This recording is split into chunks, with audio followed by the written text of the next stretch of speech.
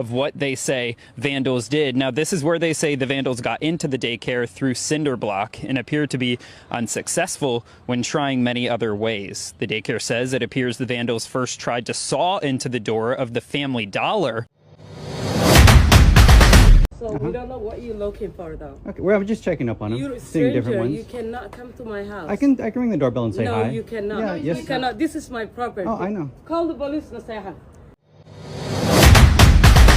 kadib markii la daawaday oo caalamka oo dhan uu daawaday guud ahaanba waliba dadka Mareykanka joogo ilaa iyo dhowr boqol oo milyan oo Amerikaan ah ay arkeen Twitterka iyo Facebook iyo YouTube muuqaalkii viralka ahaa ee uu duubay Nick Shelley oo uu islaha Soomaalida ku fadeexaday ama uu ku ceebay lahaa ee daykeerada Soomaalida in ay lacag ku cunaan oo tuuga ay yihiin iyo waxyaabo noocaas ah uu soo bandhigayay ayada oo markii dambe ay been noqdeen oo been abuur u noqday wixii ayaa la soo sheegaya muuqaalkii markii la daawaday kadib in weerar lagu qaaday daykeero dhowr ah oo Soomaalida leedahay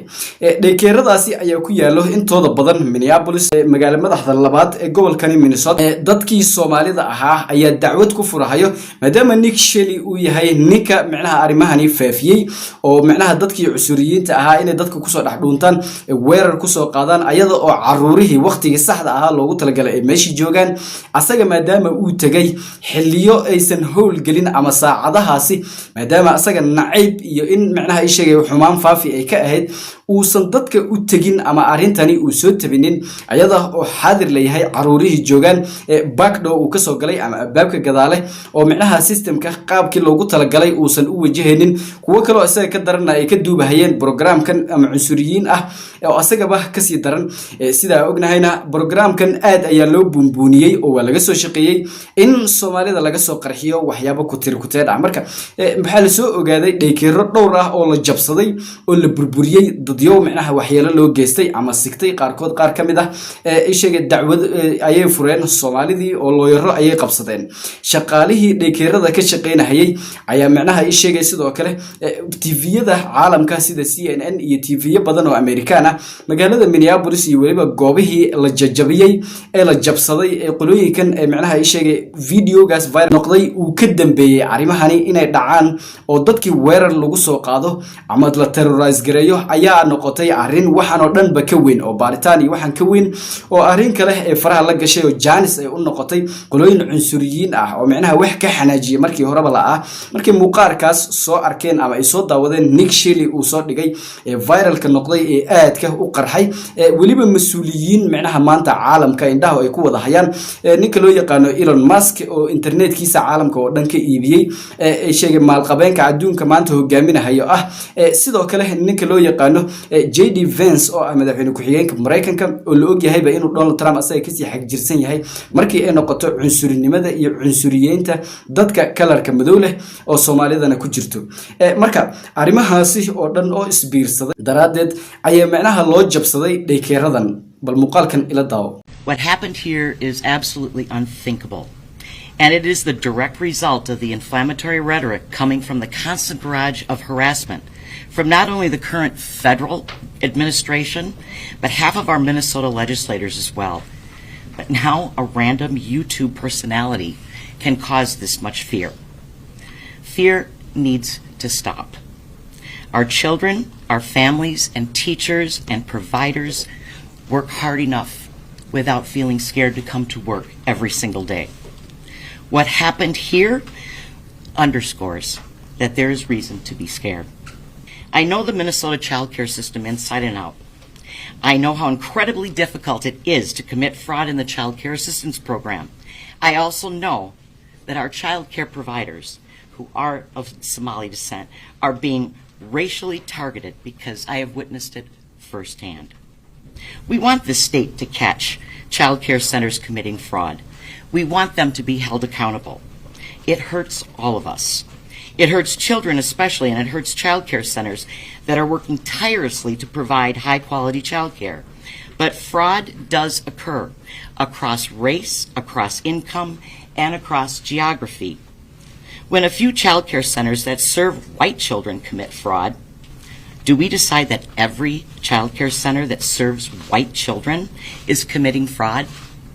No. The Somali child care community deserves that same respect.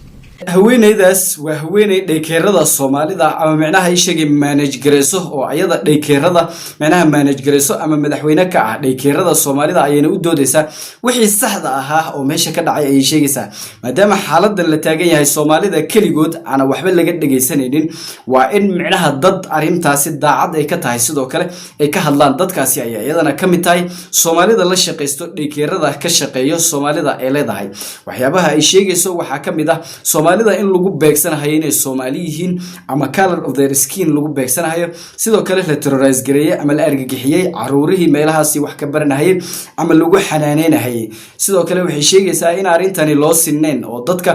dacwadaha lagu soo ogahayo kaliya ay tahay Soomaalida iyo waliba gobolkan Minnesota marka arintani ayaa sidoo kale waxay sheegtay in YouTuber arimahani uu faraha la galo sidoo kale oo damage inta leeg u geysto oo dadkii ay u fududaato inay argagixiyaan dad macnaha ay sheegay arday ah caruuro la taageet gareeyo ay sidoo kale ku tilmaamaysaa unfortunate ama waxyaabo aan laga sii baaradegin oo macnaha aad u fool xun sidoo kale muuqaalkan ila daawo waa Soomaalidii qaar kamid ah weerarka lagu qaaday ee macnaha dhaykeerada lahaa oo ayagana xaqooda ka soo dhiibanayo waxyaabaha meesha ka dhacayna ka warramayo. Yesterday morning, I was called by the owner because unfortunately someone came in to our daycare. We looked and saw what happened, and we saw that the suspect came in from the back, broke in from the back kitchen, and he also destroyed the wall to come in. As we walked around the daycare, we saw that our office doors was broken into as well. We saw that unfortunately, we saw that there was important documentation, enrollment of the children, and also employee documentation that was gone. There were also checkbooks that were ripped from our check papers that were ripped from our book. This is devastating news, and we don't know why this is targeting our Somali community, as one video made by a specific individual made this all happen. We've been receiving hateful messages through our voice notes threatening us since the past couple of days, including one that happened yesterday morning when after the break-in. This is frightening and exhausting because this is happening to us Somali communities as Somali Americans. We are supposed to stand with each other and help each other through everything that's happening. This is also sad that a video can cause all of this. I want to say that there are hundreds of daycares out there, Somali daycares that are out there, and we all help our children and everyone in our community. We have high quality daycares, and this is very sad news that one individual who made a false claim about fraud that is happening in the daycares engaged everyone else to come and do this to us. ninkan cunsuriga ah iyo waliba qolooyinka ka daba shaqeynayo ee asaga ku fangareynayo inuu Soomaalida soo fashilo ayaa ayaga fashil mahayo kadib markii ay ku kaceen dadyoogii ay u soo warameen oo videoga soo daawaday maadaama the main course ay ayaga yihiin oo waxani oo dhan ka dambeeyay falkan sababta u dhacayana ay ayaga tahay lawsuitna macnaha ay sheegay sharciga la tiigsan doono ayaa ayagana sidoo kale ay ku back off gareyn karaan ama ay dib ugu deey karaan marka waxa jecelnahay in dacwadda sidoo kale Soomaalida meel dheer dadooda kale dad badan oo cadaan ah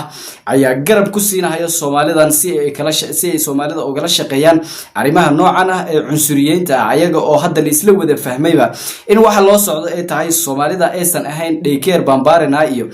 fraud baan ka daba taginaa sababtoo hadii arimahaasi loo socdo wadanka oo dhan ayaa si guud looga baari lahaa oo kontonka state ee Mareykanka uu ka kooban yahay ayaa macnaha arimahaasi oo dhan laga baari lahaa fraudkan iyo daycare oo dhan laakiin waxa loogu koobay Minnesota waliba gaar ahaan magaalada ay Soomaalida ugu badan tahay Minneapolis iyo waliba daycareada Soomaalida ay leeyihiin hatta daycareada kale ee dadka ay leeyihiin oo Minneapolis ku yaala ma aha waa daycareada Soomaalida ay leeyihiin ee Minneapolis ku yaalo specifically taas waxay ku tusaysaa in beegsi gaar ah uu jiro arintanna ay ku fashilmayaan qolooyinkii hadii uu muuqaalkan ku soo gaaro wax fikirkaada arimahan kaaga aad qaybta comment inoo soo qor muuqaalka like noo saar hadii aan ugu cusub tahay sidoo kale nagu soo biro channelka subscribe noo saar waan mahadsantiin.